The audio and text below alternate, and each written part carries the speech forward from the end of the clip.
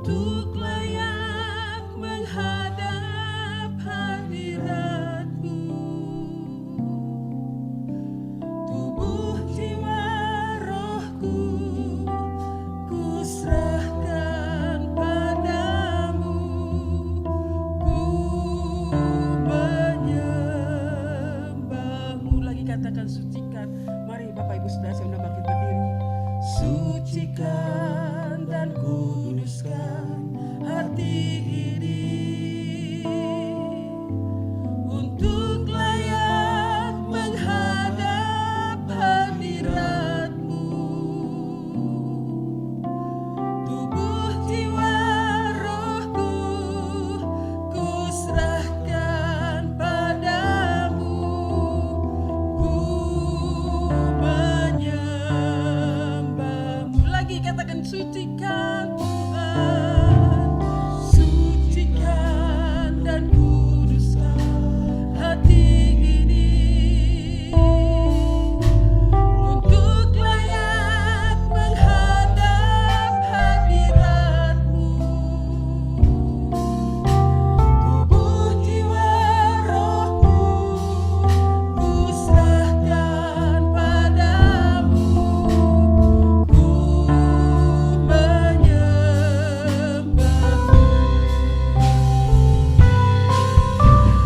Tinggikan nama-Mu ya Tuhan, mulialah nama-Mu ya Tuhan. Tiada lain seperti Engkau ya Allahku, besar kuasa-Mu. Tiada lain seperti Engkau ya Allahku, besar kuasa-Mu. Tinggikan Yesus,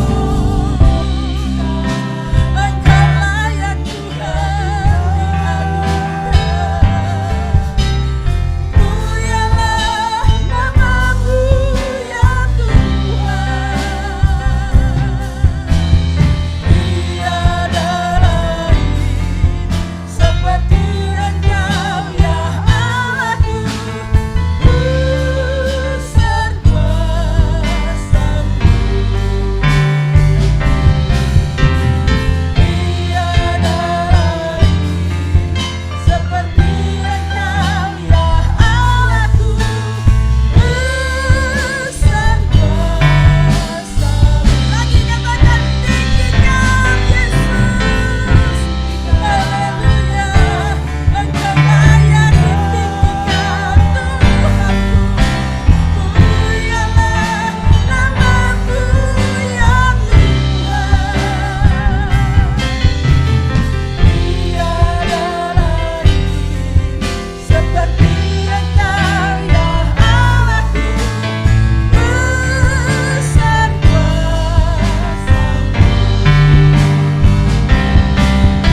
Tiada lain seperti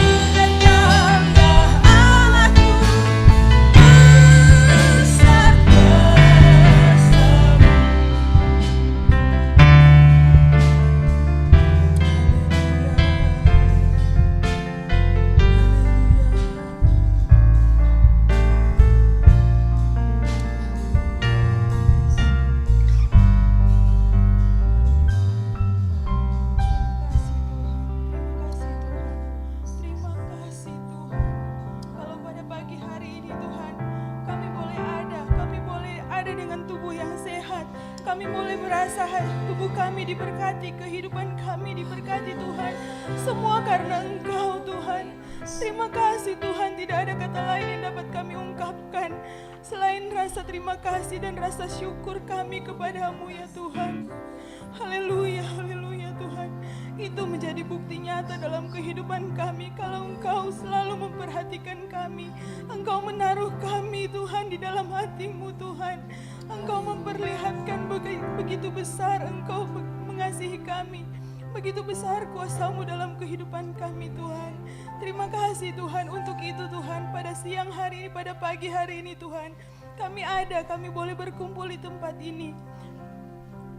Itu merupakan suatu pengakuan kami bahwa kami masih membutuhkan Engkau. Kami tetap membutuhkan Engkau Tuhan. Dan kami pada pagi hari ini mau mencari hadirat-Mu Yesus. Tuhan, untuk itu layakan kami Tuhan. Layakan kami, sucikan setiap hati kami Tuhan. Agar kami boleh berlayak menghampiri hadirat-Mu Yesus. Terima kasih Tuhan, terima kasih atas kebaikan-Mu. Terima kasih atas kasih-Mu Yesus.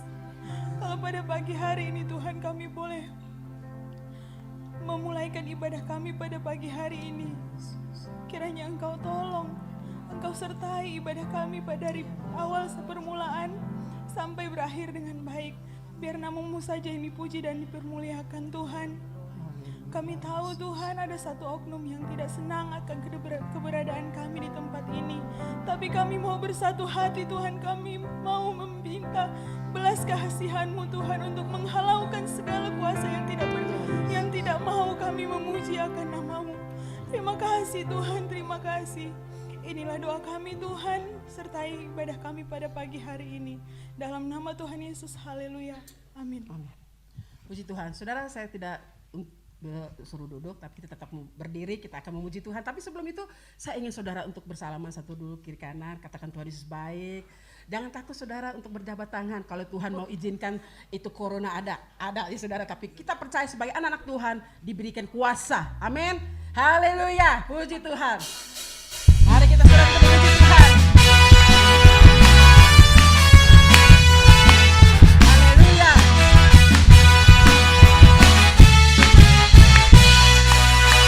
Masuk hadiratnya dengan hati bersih. Masuk gerbangnya dengan pujian. Berpasrah bagi Dia, nyanyikan yang baru.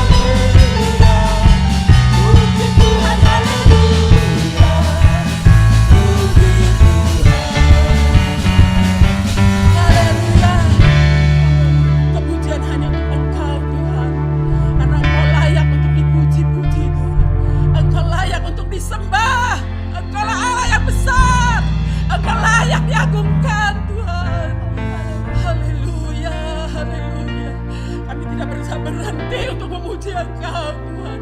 Karena kebesaran-Mu lah Tuhan kami boleh memuji Engkau. Glory bagi haleluya. Glory bagi Tuhan. Haleluya Yesus. Nyanyi pujian bagi Tuhan, pujian bagi Engkau dipuji, Engkau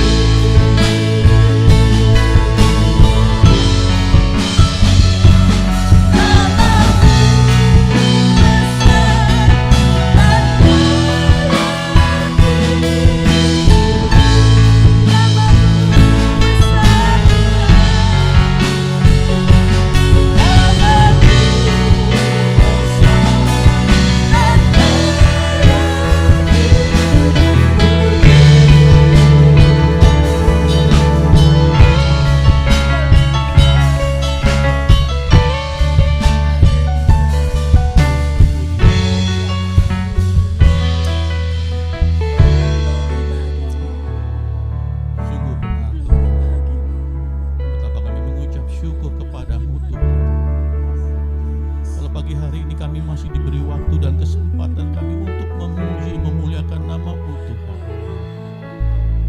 Kami boleh menikmati hadirat-Mu Tuhan lewat pujian penyembahan kami ya Tuhan Yesus. Glory, haleluya. Terima kasih Tuhan, terima kasih. Biarlah ini bukan sekedar pujian saja Tuhan, tapi menjadi pengakuan kami umat-Mu yang ada di tempat ini Tuhan, bahwa Engkau Allah yang besar, Allah yang layak dipuji, Allah yang layak ditinggikan. Terima kasih Tuhan Yesus, terima kasih Tuhan. Kami boleh rasakan sukacita pada waktu kami menyembah Engkau Tuhan, pada waktu kami naikkan pujian kami Tuhan Yesus. Terima kasih Tuhan. Ya Bapa, kalau pagi hari ini kami rindu diberkati oleh kebenaran firman-Mu Tuhan. Urapi hamba-Mu Tuhan yang akan menyampaikan kebenaran firman Tuhan. Berikan kekuatan bagi kami Tuhan. Biarlah firman itu menjadi tertanam di dalam hati kami. Kami mau duduk diam. Kami mau arahkan hati dan pikiran kami hanya kepada-Mu Tuhan Yesus. Dan kami mau siapkan hati kami untuk berkat firman-Mu pagi hari ini. Di dalam nama Tuhan Yesus Kristus kami sudah berdoa dan mengucap syukur. Haleluya. Amin. Amin. Haleluya. Yesus di hati tiada susah. Jadi kalau benar-benar Yesus di hati kita, ya ada kesusahan sih saudara-saudara, tapi itu tidak mengganggu kita. Itu tidak membuat kita kehilangan sukacita, tidak membuat kita kehilangan bersyukur kepada Tuhan. Ini yang membedakan kita dengan orang-orang yang di luar Tuhan. Kita bisa susah saudara-saudara dengan apa yang terjadi dalam hidup ini, tapi kalau Yesus di hati, kesusahan itu tidak menekan hidup kita, tetapi dalam kesusahan kita masih bisa bersyukur kepada Tuhan. Ini sesuatu yang kalau kita pikirkan ini luar biasa saudara-saudara. Ya. Dalam kesusahan masih bisa bersyukur. Ini buat orang-orang yang di luar Tuhan, mereka gak akan mengerti. Kok bisa ya gitu. Tapi saudara, inilah pengalaman hidup kita di dalam Tuhan, bahwa kalau Yesus di hati kita, kesusahan itu Tuhan ganti dengan sukacita. Karena di dalam Tuhan selalu ada harapan bagi kita semua. Puji Tuhan. Kita masih melihat saudara-saudara satu kebenaran yang saya percaya akan memberkati kita semua. Kita masih di 2 Raja-Raja pasal yang ke-7. Kita melihat di dalam 2 Raja-Raja 7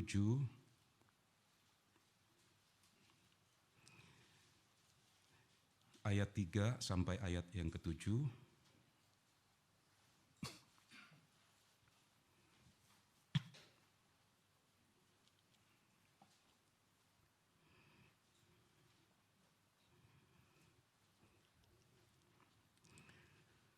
Dua Raja-Raja 7 ayat 3 sampai 7, demikian firman Tuhan. 4 orang yang sakit kusta ada di depan pintu gerbang.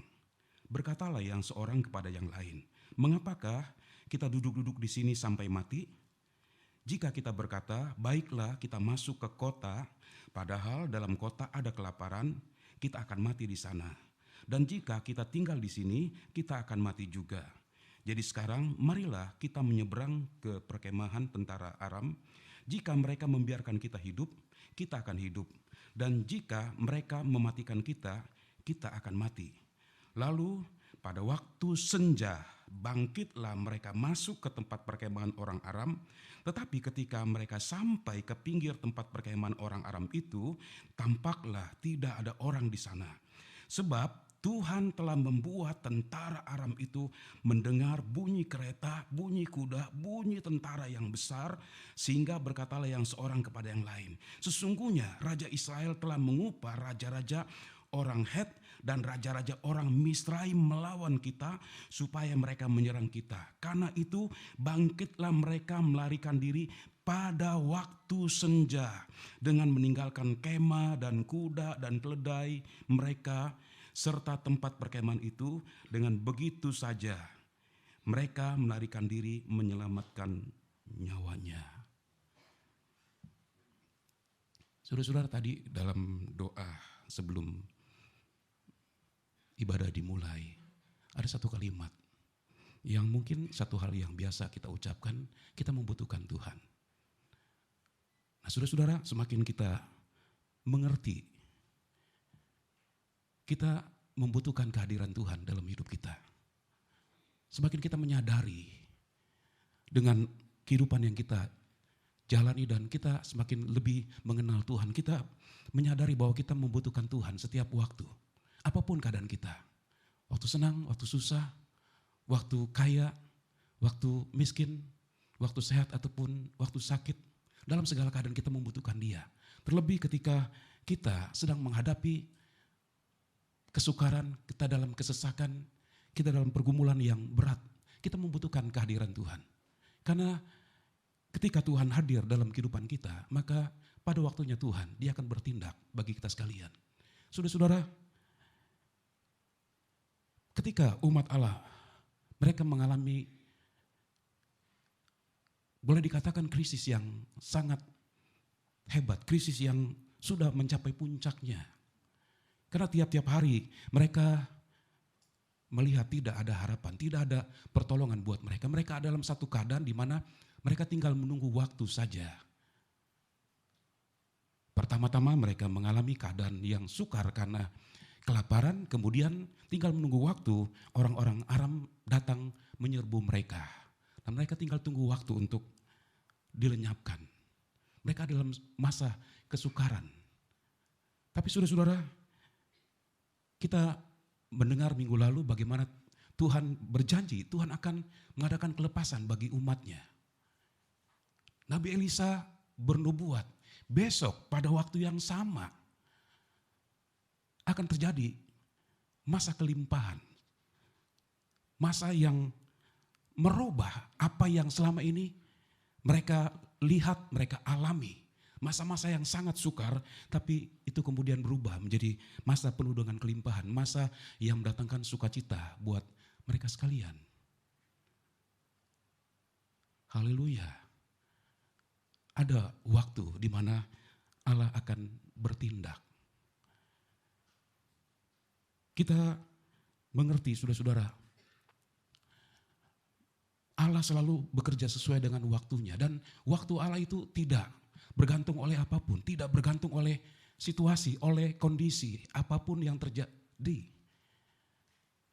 Tidak bergantung dengan apa yang dilihat oleh mata kita manusia. Sekalipun tidak ada pertolongan, tidak ada harapan, semua pintu tertutup. Kita mau lihat dari sisi manapun, tidak ada ruang terbuka untuk kita melihat adanya satu pertolongan. Itu yang sedang dialami oleh umat Tuhan. Tetapi bicara tentang waktu Tuhan, waktu itu tidak tergantung oleh keadaan apapun. Kalau kita melihat dalam Wahyu pasal yang ketiga, ayat yang ke-7, firman Allah berkata begini, inilah firman dari yang kudus, yang benar, yang memegang kunci Daud, apabila ia membuka, tidak ada yang dapat menutup. Apabila ia menutup, tidak ada yang dapat membuka. Haleluya. Yesus, Dia memegang kunci untuk membuka dan untuk menutup. Dia yang menentukan. Jadi saudara-saudara, kita melihat di sini waktunya Tuhan.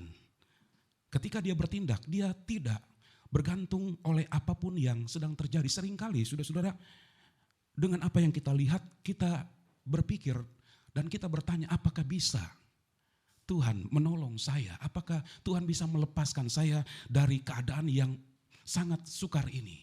Nah, saudara-saudara, saya mau katakan bahwa Tuhan bisa. Waktu Tuhan tidak bergantung oleh apapun. Sebab Dia yang pegang kunci untuk membuka dan untuk menutup. Kalau Dia membuka, tidak ada yang bisa menutup. Kalau Dia menutup, kekuatan apapun yang digunakan tidak bisa membuka. Semua bergantung kepada Tuhan. Nah, saudara-saudara, sampai hari ini kita percaya bahwa semua itu bergantung dan ditentukan oleh Tuhan. Kalau Tuhan mau lakukan sesuatu, maka tidak ada sesuatu yang bisa menghalangi Dia. Ketika Dia bertindak dengan waktunya, dan waktu Tuhan adalah waktu yang terbaik buat kita sekalian. Nah, pada pagi hari ini saudara-saudara, kita ingin melihat apa dasar Tuhan bertindak untuk menolong umat Tuhan. Yang pertama, ketika umat Tuhan merendahkan diri mencari wajah Tuhan, mereka mengaku dan mau meninggalkan kehidupan mereka yang tidak berkenan kepada Tuhan. Kemudian yang kedua, karena Tuhan ingat kepada janjinya. Saudara-saudara, pada waktu Allah memanggil Abraham untuk meninggalkan tanah Ur Kasdim, Allah berjanji bahwa Allah akan memberkati Abraham dan memberkati keturunannya. Allah ingat kepada janjinya, sekalipun pada waktu itu di tengah-tengah krisis yang begitu hebat, saudara-saudara, kita tidak membaca umat Allah merendahkan diri mencari wajah Tuhan dan mengaku dosa mereka. Mereka tidak lakukan itu, menunjukkan betapa kerasnya hati mereka. Tapi sekalipun begitu, Allah ingat kepada janjinya. Bukan saja Allah itu adalah Allah yang penuh dengan kasih. Setelah dia menghajar, dia kemudian mengobati dan menyembuhkan. Tapi bukan sampai di situ saja, tapi dia ingat akan janjinya. Dia pegang janjinya. Dia berjanji kepada Abraham. Itu sebabnya dia memberikan perhatian kepada umat sekalipun Tuhan sudah menghajar begitu hebat. Saudara, kalau kita merenungkan sebentar apa yang dialami oleh umat Tuhan itu sudah begitu hebatnya. Dan kalau kita memposisikan diri kita ada di situ, mungkin kita berpikir kita sudah pasti merendahkan diri mencari Tuhan untuk minta ampun kepada Tuhan. Tapi bangsa ini bangsa yang memang keras sekali. Sekalipun mereka sudah dihajar begitu rupa, itu membuat mereka datang merendahkan diri berdoa kepada Tuhan. Nah, saudara-saudara, sekalipun waktu itu mereka tidak berdoa kepada Tuhan, dasar Tuhan bertindak adalah karena Tuhan ingat kepada janjinya. Dan inilah waktu Tuhan untuk memberikan pertolongan kepada umatnya. Di tengah-tengah krisis yang sudah sangat memuncak dan memang tidak ada cara untuk melihat pertolongan. Mereka tidak bisa melihat adanya satu harapan. Dan mereka tidak melihat kapan apa yang mereka alami ini akan berakhir. Mungkin yang ada dalam hati mereka semua akan berakhir ketika nanti orang-orang Aram akan datang menyerang mereka. Tapi saudara-saudara, puji Tuhan. Tuhan yang menghajar. Dia yang melukai. Saudara, ketika kita merasakan hajaran Tuhan, sakit saudara-saudara. Itu membuat terluka, tapi dia yang melukai, dia juga yang mengobati dan menyembuhkan. Pada waktunya Tuhan dia bertindak. Nah, saudara-saudara, pada waktu Tuhan bertindak, dia melibatkan orang-orang sakit kusta. Sebelum kita masuk ke bagian ini, saudara-saudara, saya ingin menekankan kepada kita sekalian bahwa Tuhan dia berkuasa melakukan apapun tanpa bantuan siapapun. Dia tidak bergantung kepada siapapun. Dia tidak perlu dibela, saudara-saudara. Kitalah yang perlu dibela oleh Tuhan. Setiap saat dalam hidup ini kita membutuhkan dia dan kita membutuhkan dia membela kita. Tuhan tidak perlu dibela, dia bisa lakukan karena dia punya kekuatan yang dahsyat, kekuatan yang tidak terbatas. Dia bisa lakukan semua, apapun yang dia mau. Dia bisa lakukan semua, apapun yang dia mau lakukan.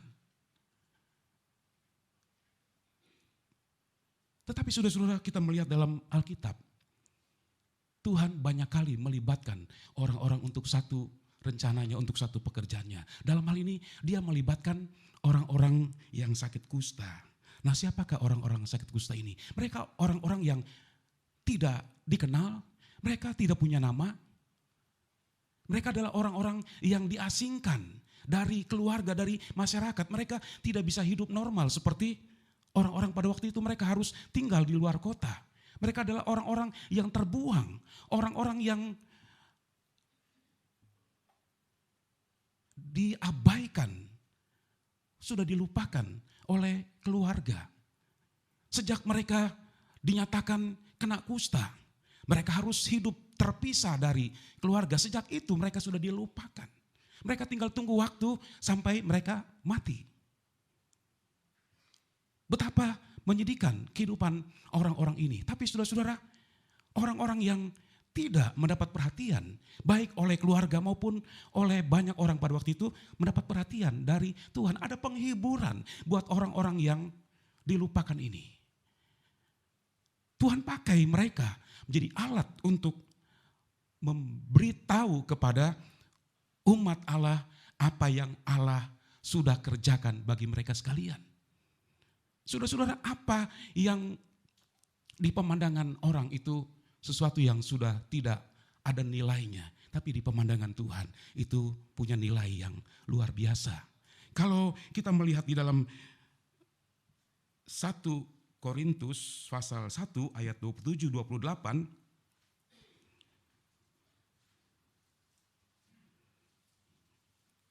firman Tuhan berkata begini, tetapi apa yang bodoh bagi dunia dipilih Allah untuk memalukan orang-orang yang berhikmat. Dan apa yang lemah bagi dunia dipilih Allah untuk memalukan apa yang kuat. Dan apa yang tidak terpandang dan yang hina bagi dunia dipilih Allah. Bahkan apa yang tidak berarti dipilih Allah untuk meniadakan apa yang berarti. Saudara perhatikan, ada 5 hal yang tidak ada nilai sama sekali yang disebutkan oleh Rasul Paulus. Apa yang bodoh, yang lemah, yang tidak terpandang, yang hina, yang tidak berarti. Itu dipilih oleh Allah. Saudara, mungkin kita ada dalam bagian yang disebutkan oleh Rasul Paulus ini. Yang bodoh, lemah, tidak terpandang, hina, tidak berarti. Tapi saudara-saudara, kita berarti di mata Tuhan. Kita berharga di mata Tuhan. Perhatikan apa yang dikatakan dalam Yesaya 43 ayat yang keempat. Oleh karena engkau berharga di mataku dan mulia, dan aku ini mengasihi engkau, maka aku memberikan kepada manusia sebagai gantimu dan bangsa-bangsa sebagai ganti nyawamu. Saudara-saudara, umat Tuhan berharga di mata Tuhan dan mulia, dan Tuhan mengasihi mereka. Sekalipun mereka karena hidup yang tidak menundukkan diri kepada Tuhan, dibuang ke penawanan, tapi mereka berharga di mata Tuhan. Tuhan masih memperhatikan hidup mereka. Begitu juga dengan kita, saudara-saudara. Hidup kita berharga di mata Tuhan. Mungkin di mata orang kita nggak ada apa-apa, saudara-saudara. Kita direndahkan, diremehkan, tidak dihargai sama sekali. Dan itu mungkin membuat kita terluka ya. Membuat kita akhirnya menjadi rendah diri dan kita tidak mau bergaul dengan siapapun. Tetapi saudara-saudara, saya mau katakan dan ingat hal ini bahwa mungkin kita tidak berharga, diremehkan oleh banyak orang. Tapi tidak demikian dengan Tuhan. Kita berharga di mata Tuhan. Lihat orang-orang yang sakit kusta ini. Mereka sudah dibuang. Mereka sudah dilupakan. Mereka tinggal tunggu waktu mati. Dan kalaupun mereka mati mungkin tidak ada yang hadir dalam pemakaman itu. Sangat menyedihkan hidup mereka. Tapi ada penghiburan dari Tuhan. Mereka dipilih oleh Tuhan untuk membawa kabar baik kepada orang-orang yang ada di Samaria, mereka yang sedang mengalami krisis, kelaparan yang begitu hebat. Mereka tinggal menunggu waktu di mana mereka sudah tidak berdaya dan datanglah orang Aram menyerbu mereka dan habislah mereka pada waktu itu. Semua mereka akan dilenyapkan oleh orang-orang Aram. Dari anak-anak sampai pada orang tua. Tidak ada satupun yang akan terluput. Kalaupun ada yang terluput, mungkin akan digunakan sebagai alat oleh orang Aram. Tetapi mereka punya rencana besar dengan biaya besar, dengan waktu yang lama. Tentu mereka tidak mau. Nanti di kemudian hari, mereka akan mendapatkan serangan kembali dari orang-orang Israel yang disisakan. Itu sebabnya ketika mereka datang mengepung Samaria, mereka punya tujuan melenyapkan semua orang-orang yang ada di sana. Nah, saudara-saudara, saat mereka sedang menunggu waktu itu, Tuhan pakai orang-orang yang sakit kusta ini untuk memberitakan kabar yang baik ini. Nah saudara-saudara, mari kita melihat ketika Tuhan memakai orang kusta ini. Yang pertama kita melihat di dalam 2 Raja-Raja 3, maksud saya 2 Raja 7 ayat 3 sampai 5.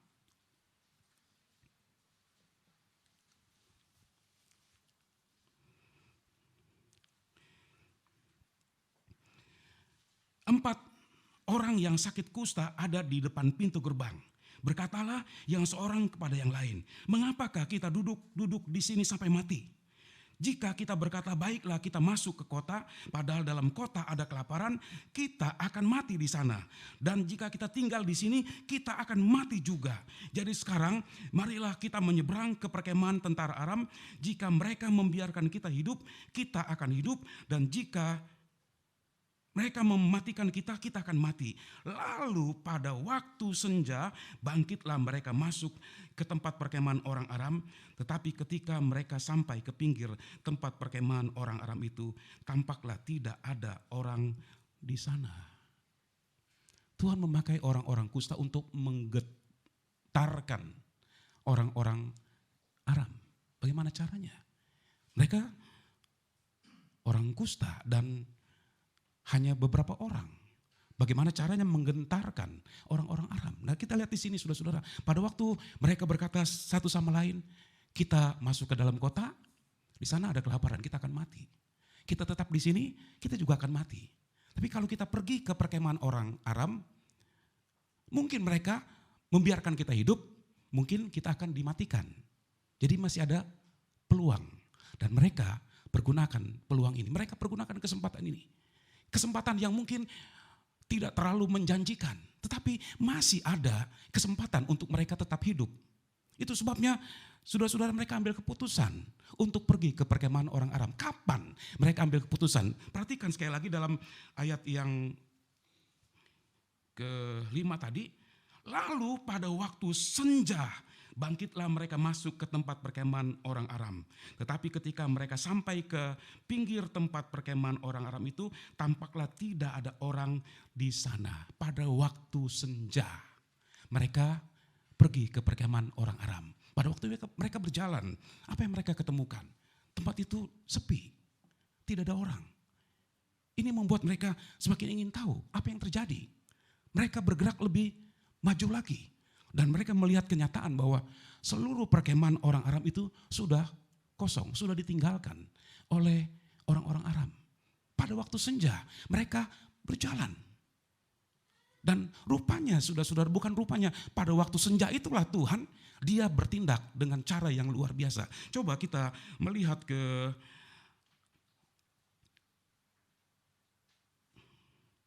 Dua Raja-Raja 7 tadi.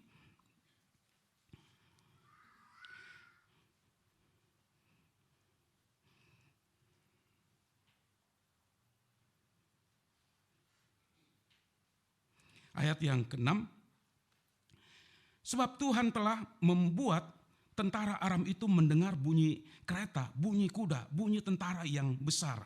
Sehingga berkatalah yang seorang kepada yang lain, sesungguhnya Raja Israel telah mengupah raja-raja orang Het dan raja-raja orang Misraim melawan kita, supaya mereka menyerang kita. Karena itu bangkitlah mereka melarikan diri pada waktu senja dengan meninggalkan kemah dan kuda dan keledai serta tempat perkemahan itu. Dengan begitu saja mereka melarikan diri menyelamatkan nyawanya. Pada waktu senja orang-orang kusta ini pergi ke perkemahan orang Aram. Dan saudara perhatikan dalam ayat yang 7 tadi.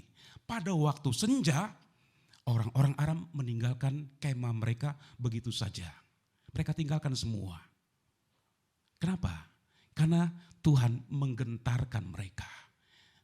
Pada waktu yang sama, langkah-langkah dari orang kusta ini bagaikan bunyi kereta, bunyi kuda, bunyi tentara yang sangat besar.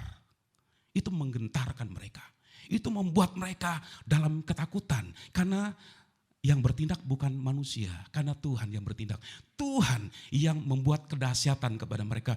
Tuhan yang membuat teror kepada mereka. Teror adalah satu usaha untuk menciptakan ketakutan, kengerian.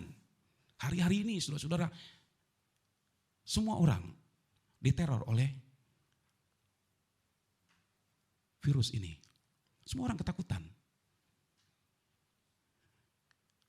Kalau saudara berkata, saya nggak takut. Mungkin di mulut, iya. Tapi jauh dalam lubuk hati, kita punya perasaan takut. Benar apa benar saudara-saudara? Kita semua punya perasaan takut. Teror itu terus.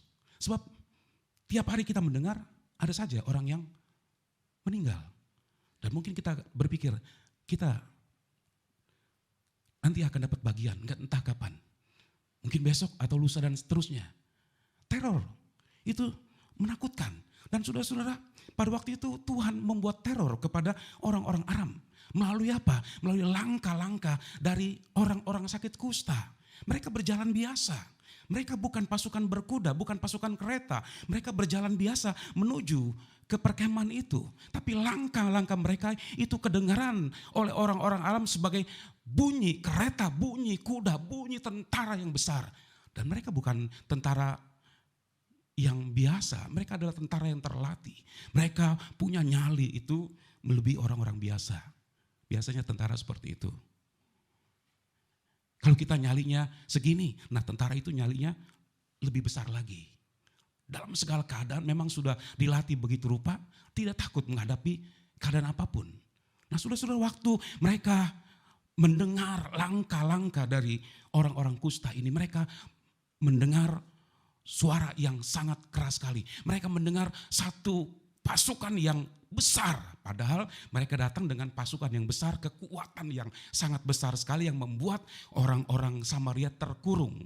Tidak bisa keluar dari tempat mereka. Tapi mereka digentarkan oleh langkah-langkah orang kusta. Saudara-saudara, kita melihat di sini. Orang kusta, orang yang terbuang. Orang yang sudah dilupakan. Tapi Tuhan bisa pakai dengan begitu luar biasa. Tuhan pakai mereka untuk menggentarkan orang-orang Aram ini. Sehingga tidak menunggu waktu. Mereka waktu itu juga mereka melarikan diri, meninggalkan semua barang-barang yang ada. Makanan, emas, perak, pakaian yang indah-indah. Mereka tinggalkan semua. Karena ketakutan yang begitu luar biasa. Ketakutan yang dikerjakan oleh Tuhan. Tuhan yang menteror mereka. Saudara, coba kita renung sebentar. Kalaupun waktu itu orang-orang Israel mereka minta bantuan dari orang Het atau orang Misraim untuk menolong mereka. Mungkin itu tidak berpengaruh terlalu besar kepada orang-orang Aram. Sebab mereka datang dengan satu kekuatan yang besar. Mereka yakin dengan kekuatan ini mereka bisa kalahkan orang-orang Israel ini. Jadi saudara-saudara, kalaupun ada datang bantuan untuk mereka itu tidak akan membuat mereka takut. Tapi yang menggentarkan mereka, yang membuat mereka takut, yang membuat mereka melarikan diri dan tidak membawa apapun. Kecuali diri mereka, yang penting selamat. Ya, ketika ada bahaya, yang dipikirkan orang adalah bagaimana bisa selamat dari bahaya itu, melarikan diri dari keadaan itu, terlepas dari keadaan itu. Nah, orang-orang Aram waktu itu mereka berpikir itu saja. Bagaimana mereka bisa terlepas dari sesuatu yang menggentarkan mereka. Sekali lagi mereka adalah tentara-tentara yang terlatih. Mereka mempunyai mental yang besar sekali. Tetapi waktu itu mereka dalam ketakutan dan mereka melarikan diri. Siapa yang membuat mereka takut? Tuhan. Tuhan memakai orang-orang yang tidak berguna ini. Saudara, ketika kita merasa bahwa kita tidak berharga, kita tidak dihargai oleh siapapun, saudara-saudara, kita dilupakan. Tapi Tuhan tidak lupakan kita. Tuhan bisa pakai kita ketika kita membawa hidup kita untuk ada dalam rencananya. Orang-orang kusta ini, mereka bertindak sesuai dengan waktunya. Dengan waktu Tuhan. Ya. Mereka tidak dengar apa yang dikatakan oleh Nabi Elisa, tapi waktu itu Elisa katakan besok pada waktu yang sama akan terjadi kelimpahan. Mereka tidak dengar itu. Tapi mereka dengar dari Tuhan. Mereka peka akan kesempatan. Itu sebabnya mereka gunakan kesempatan. Bertindak dengan iman, pergi ke perkemahan orang-orang Aram. Dan ternyata orang-orang Aram sudah melarikan diri. Orang-orang Aram sudah dihalau. Sehingga kelepasan mulai terjadi kepada orang-orang Israel. Kemudian yang kedua,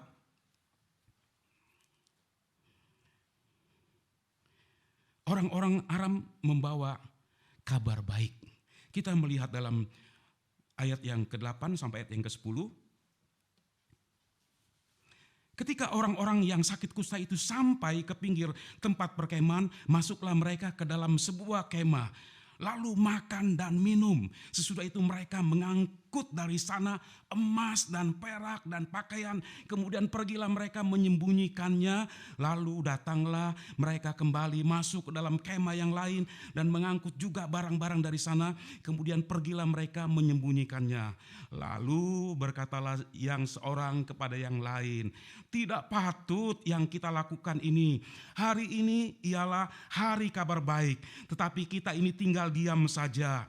Apabila kita menanti sampai terang pagi, maka hukuman akan menimpa kita. Jadi sekarang marilah kita pergi menghadap untuk memberitahukan hal itu ke istana raja. Mereka pergi lalu berseru kepada penunggu pintu gerbang kota dan menceritakan kepada orang-orang itu. Katanya, kami sudah masuk ke tempat perkemahan orang Aram dan ternyata tidak ada orang di sana dan tidak ada suara manusia kedengaran. Hanya ada kuda dan keledai tertambat dan kemah-kemah ditinggalkan dengan begitu saja. Haleluya. Setelah masa kesesakan ada masa kelonggaran. Dengan cara yang ajaib yang Tuhan kerjakan. Tuhan menghalau orang-orang Aram. Dan Tuhan pakai orang-orang kusta ini untuk membawa kabar baik.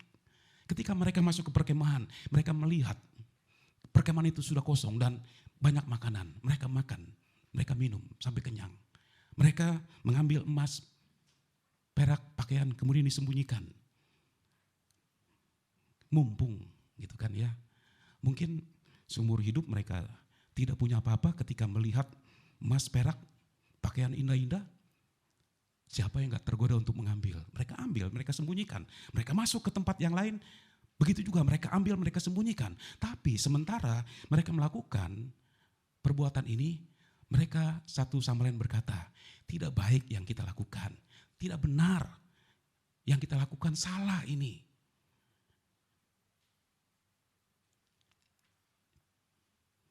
Saudara-saudara, pada waktu itu hati nurani mereka berbicara.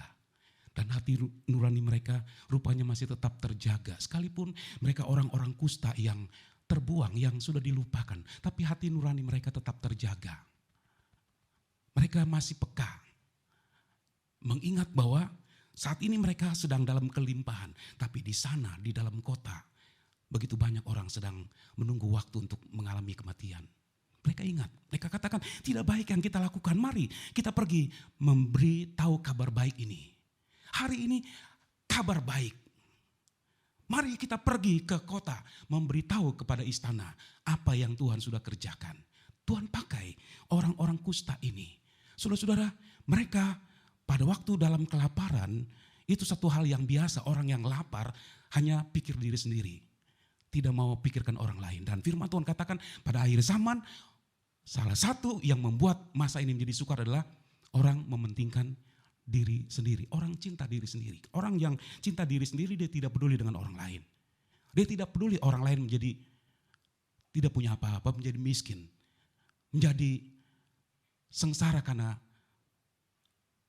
orang itu. Saudara-saudara, orang yang mementingkan diri sendiri,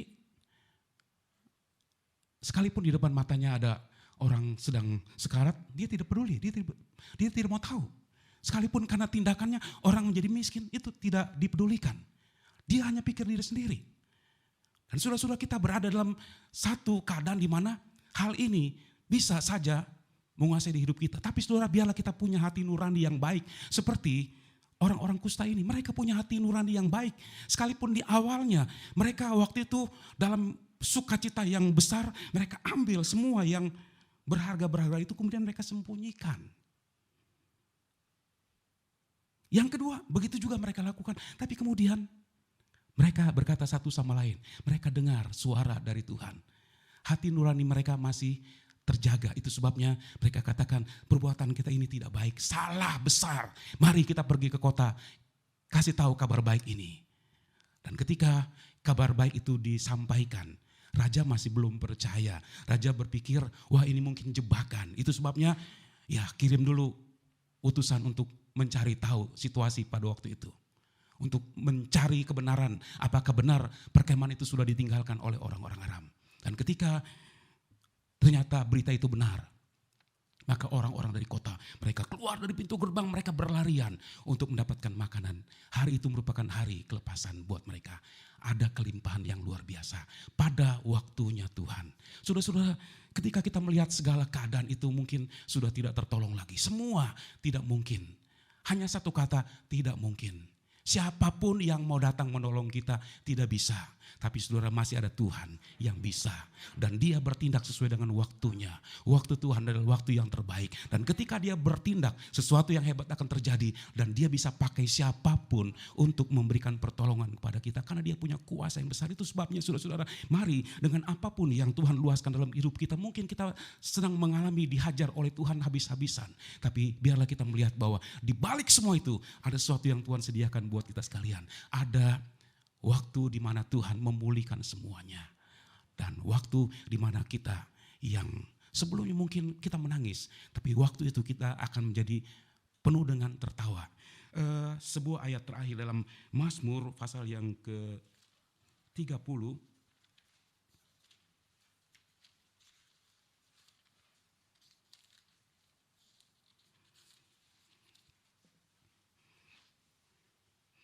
Ayat 12. Aku yang meratap telah kau ubah menjadi orang yang menari-nari. Kain kabungku telah kau buka, pinggangku kau ikat dengan sukacita. Haleluya. Aku yang meratap. Hari-hari kita mungkin penuh dengan air mata, penuh dengan kesusahan. Orang-orang yang awal-awalnya mungkin begitu baik kepada kita, mau menolong kita, tapi mereka mungkin juga sudah lelah menolong kita. Saudara-saudara, hari-hari yang penuh dengan air mata itu pada waktunya akan diubah oleh Tuhan. Aku yang meratap, kau ubah menjadi orang yang menari-nari. Orang yang menari itu tanda bersukacita. Haleluya. Ada waktu kesesakan, ada waktu kelonggaran. Ada waktu di mana Tuhan akan melawat kita. Karena itu tetap percaya dan nantikan Dia. Kita tetap menantikan Tuhan. Karena pada waktu Tuhan, Dia akan bertindak dengan caranya yang ajaib untuk kita sekalian. Puji Tuhan, Tuhan memberkati kita semua. Mari kita angkat sebuah pujian. Yesus setia, Yesus setia. Langit, bumi, lalulah Tuhanku setia. Mari kita berdiri bersama-sama. Yesus setia,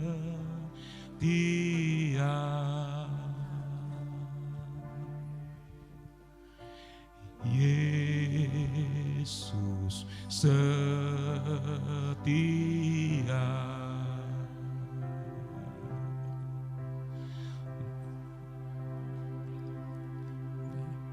dunia lalulah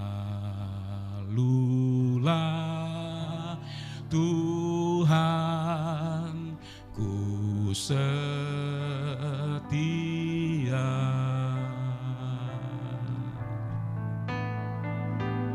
Yesus setia,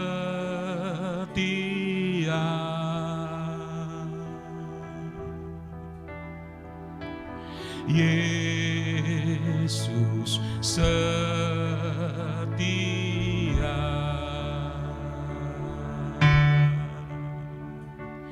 langit dunia lalulah Tuhanku setia,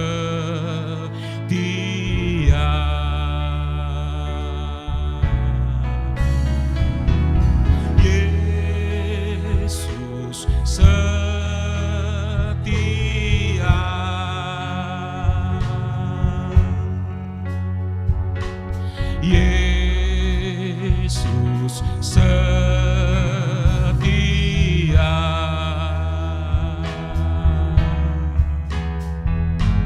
Langit dunia lalulah, Tuhanku setia.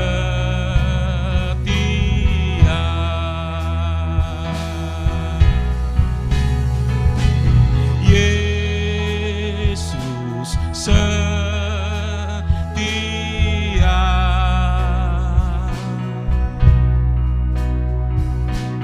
Yesus setia. Langit dunia lalulah. Haleluya. Tuhanku setia. Mungkin kita ada waktu ditinggalkan oleh orang-orang yang mengasihi kita. Kita seperti merasa sendirian menghadapi pergumulan hidup yang berat ini. Tapi ingat ini, ada Yesus yang setia. Ada Yesus yang selalu hadir di hidup kita. Ada Yesus yang dapat menolong kita semua. Ada Yesus yang ketika bertindak sesuatu yang hebat, itu yang akan kita alami dalam hidup ini. Itu sebabnya mari taruh seluruh harapan kita kepada Tuhan.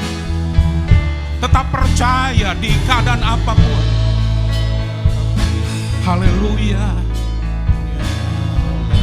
Mungkin kita ada di kondisi di mana kita tidak percaya kepada Tuhan. Tapi mari kita tetap bangun percaya kita kepada Tuhan. Haleluya. Arahkan pandangan kita kepada Tuhan. Lihat kepada Tuhan.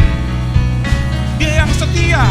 Pada waktunya Dia akan bertindak untuk memberikan pertolongan buat kita sekalian. Haleluya Yesus. Yesus setia.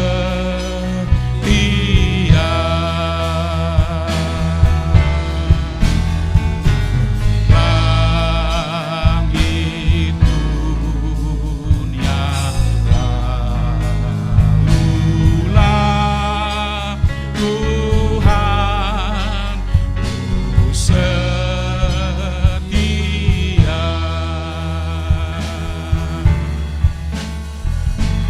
Yesus setia.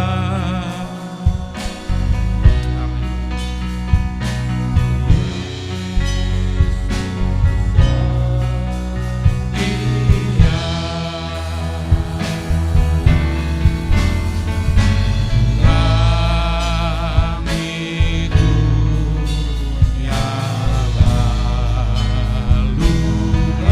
lalulah, Tuhan ku setia. Langit dunia lalulah, Tuhan ku setia. Haleluya, haleluya, haleluya. Haleluya, haleluya. Oh haleluya, haleluya. Mari kita katakan lagi dengan iman. Langit dunia boleh lalu, tapi Tuhanku setia.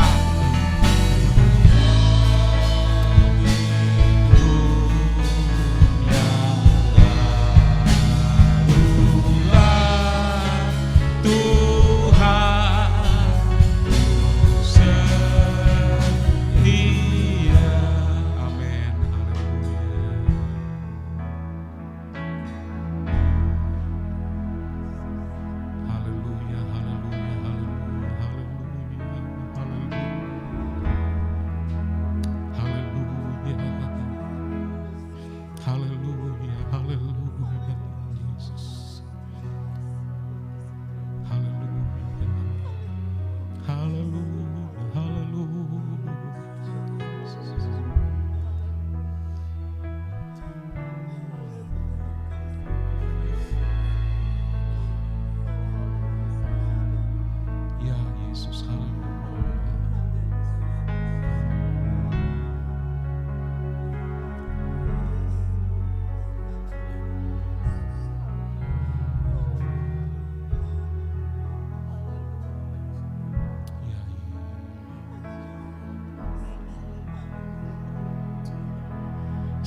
satu-satunya yang ku andalkan,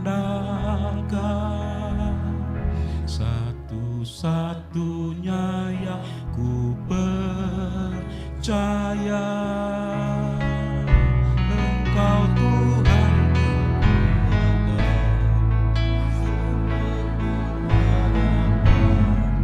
sumber kedamaian, satu-satunya yang ku andalkan, satu-satunya yang ku percaya.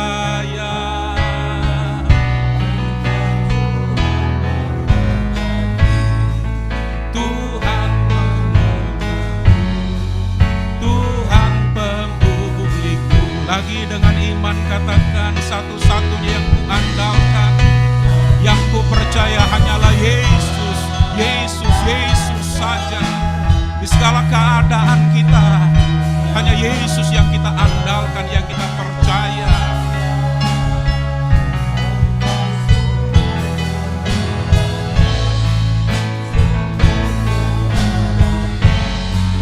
Sumber kedamaian, satu-satunya yang ku andalkan, satu-satunya yang ku percaya. Engkau Tuhan memberkati, amin. Tuhan menyembuhku, Tuhan saya mohon yang wanita saja naikkan pujian ini. Engkau Tuhan yang setia. Haleluya. Mari yang pria kita naikkan doa kita kepada Tuhan. Apa yang kita alami dalam hari-hari ini, biarlah tidak menghalangi kita untuk mengangkat hati kita, melihat kepada Tuhan, memandang kepada Tuhan, untuk percaya kepada Tuhan bahwa Tuhan punya kuasa untuk melakukan segala sesuatu. Kalau mungkin kita ada dalam satu keadaan di mana kita tidak percaya sesuatu bisa terjadi, inilah waktu di mana kita mau memandang kepada Tuhan untuk kita percaya kepada Dia. Haleluya. Haleluya.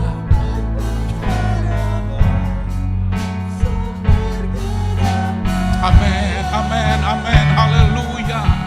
Haleluya.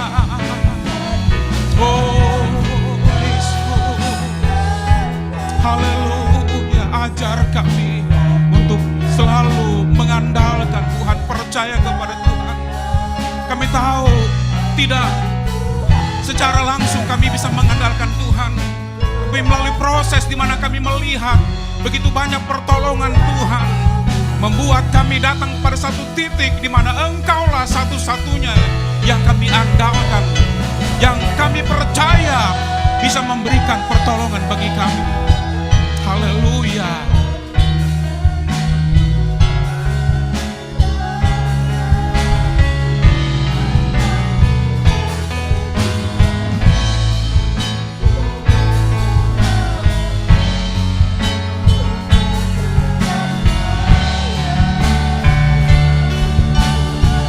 Satu-satunya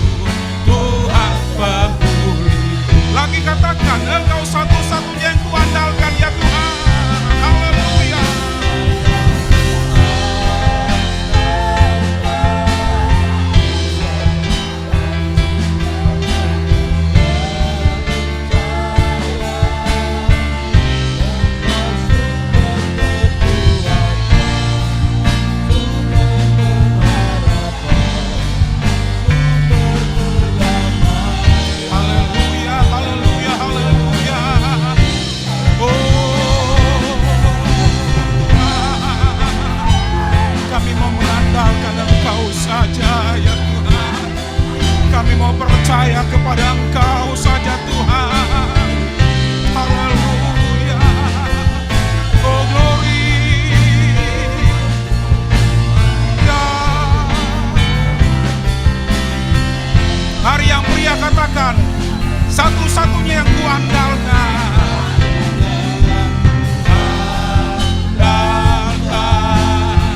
Satu-satunya yang percaya, Engkau sumber kekuatan, sumber kedamaian, sumber pengharapan. Satu-satunya yang kuandalkan, satu-satunya yang percaya, Engkau Tuhan memberkati, Tuhan penyembuhku, Tuhan pemulih. Mari sama-sama sambil angkat tangan kita katakan, Tuhan, Kau satu-satunya yang kuandalkan dan yang kupercaya. Haleluya.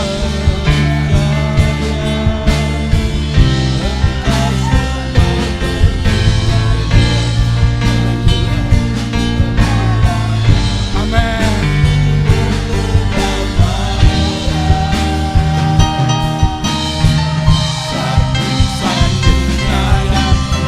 Biarkan Tuhan menjamah kita pada pagi hari ini. Biarkan Dia memulihkan keadaan hati kita, iman kita, harapan kita yang mungkin sudah mulai jadi tawar hati. Biarkan Dia menjamah kita pada pagi hari ini. Haleluya.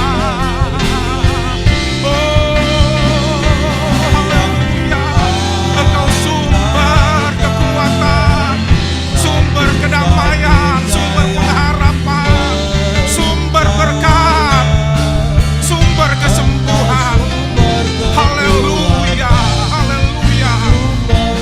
Penantian kami tidak akan sia-sia ya Tuhan. Ketika kami terus percaya kepadamu, kami akan melihat kemuliaan Tuhan. Haleluya.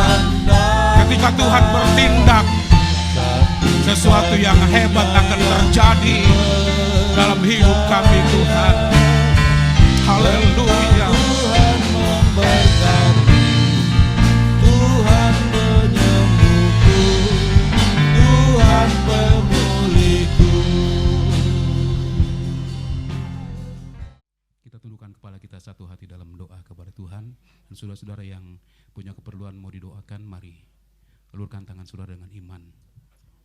Haleluya, haleluya, haleluya, haleluya. Tidak putus-putusnya kami menaruh harap kepada Tuhan. Dan kami juga tahu tidak putus-putusnya Tuhan ulurkan tangan memberikan pertolongan bagi kami. Kami manusia terbatas, penuh dengan kelemahan. Tetapi Tuhan Engkau kuat, Engkau tidak terbatas. Engkau punya kuasa yang besar, kuasa yang hebat. Ketika kami belajar percaya kepadamu Tuhan, apapun yang mustahil buat kami, Engkau bisa merubahnya menjadi tidak mustahil ya Tuhan.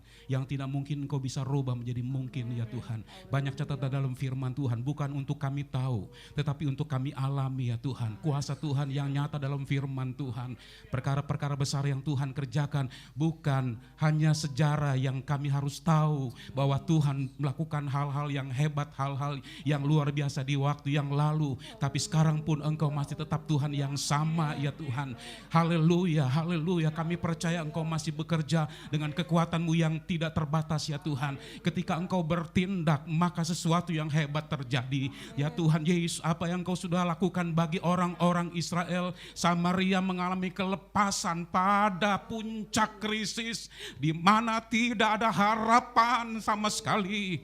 Mereka tidak melihat ada akhir dari apa yang mereka alami. Tapi Tuhan, di saat itulah Engkau bertindak sesuai dengan waktu-Mu. Semua berubah. Kau ubah ratap ini jadi penuh dengan tari-tarian. Haleluya Tuhan.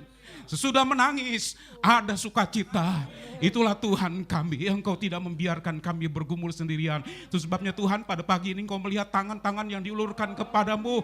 Apapun Tuhan, pertolongan yang diharap daripada Engkau. Tuhan, Engkau tidak pernah jemu untuk memberi pertolongan kepada kami. Jamah setiap tangan-tangan yang terulur Tuhan. Jamah Tuhan, dan Engkau memberikan jawaban atas apa yang mereka doakan kepadamu. Haleluya. Engkau mengadakan sesuai dengan kekuatan kuasa-Mu Tuhan. Dan lepaskan kuasa-Mu yang ajaib saat ini. Dalam nama Yesus.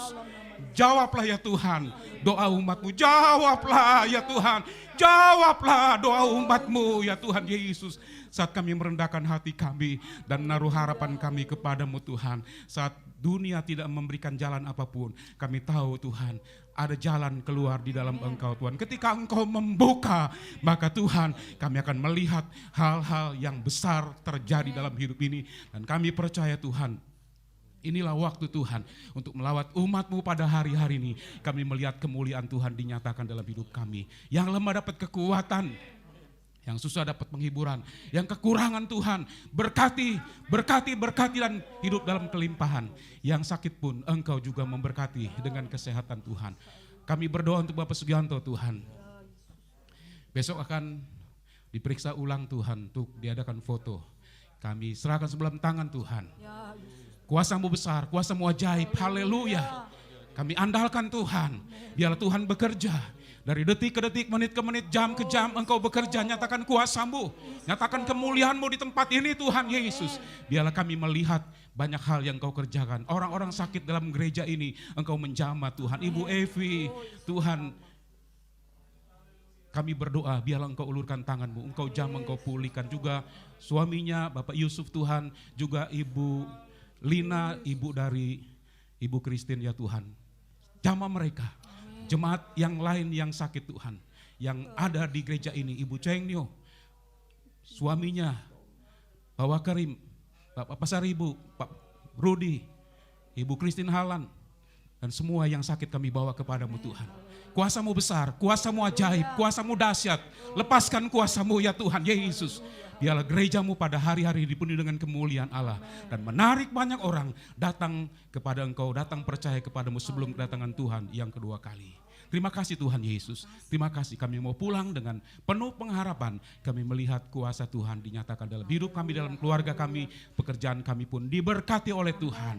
Kalau Engkau yang sudah memulai, maka Engkau akan meneruskan. Dan Tuhan bersama dengan Engkau, pekerjaan-pekerjaan besar terjadi. Dan kami boleh alami dalam hidup kami Tuhan. Terima kasih. Terpuji-pujilah nama-Mu. Kami akhiri ibadah pada pagi hari ini Tuhan. Memberkati semua yang sudah melayani Tuhan. Memberkati semua yang sudah memberi untuk pekerjaan Tuhan. Kau buka pintu sorga dan membalas apa yang sudah mereka lakukan untuk Engkau Tuhan. Berkat berlimpah-limpah jasmani rohani yang mereka boleh alami dalam hidup mereka. Terima kasih Tuhan, terpuji-pujilah nama-Mu. Pada akhirnya saudara-saudara yang dikasih Tuhan, marilah kita pulang dengan damai dan sejahtera. Terimalah berkat, rahmat, anugerah Allah Bapa, cinta kasih, kemurahan Tuhan kita Yesus Kristus, dan persekutuan Roh Kudus menyertai kita mulai saat ini sampai selama-lamanya. Dalam nama Tuhan Yesus Kristus kami sudah berdoa dan terima berkat Tuhan. Haleluya, haleluya. Mari kita angkat tangan kita kepada Tuhan.